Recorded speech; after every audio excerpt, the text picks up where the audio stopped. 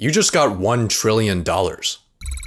Not a million, a trillion.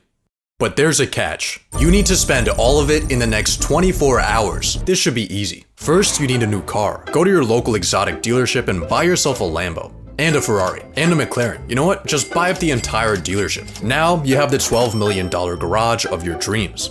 But there's one small problem. In order to spend $1 trillion in 24 hours, you would need to buy out that entire dealership every single second. You need to think bigger.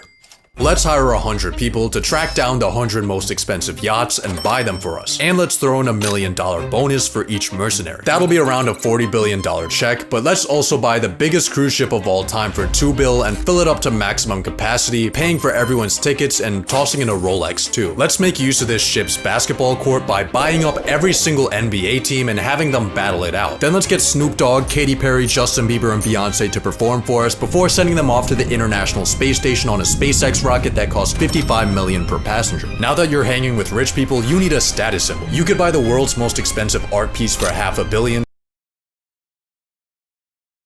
Most expensive real estate purchase in US history was this $240 million concrete brick. That might sound like a lot of money, but you spending $240 million is like an average person spending $60. I think instead of buying houses, you should build a mega project. The sky is truly your limit. You can build your project wherever you want. If there's people in the way, buy them out with your pocket change. Or maybe try the Saudi Arabia method and relocate them into a graveyard. Actually, I think the Middle East is exactly where we need to go. So let's buy one Gulfstream G650 for each day of the year and fly across the world.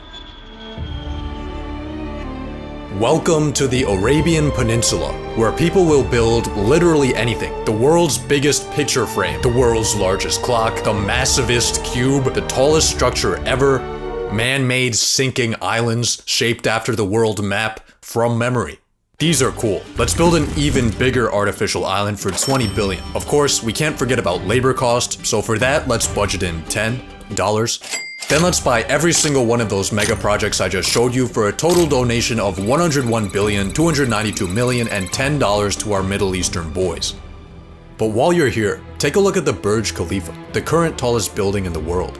If you were to stack $1 bills to the very top, the tower would be worth $7.58 million. You still need to spend 87,000 times that, a stack so high it would go past the International Space Station.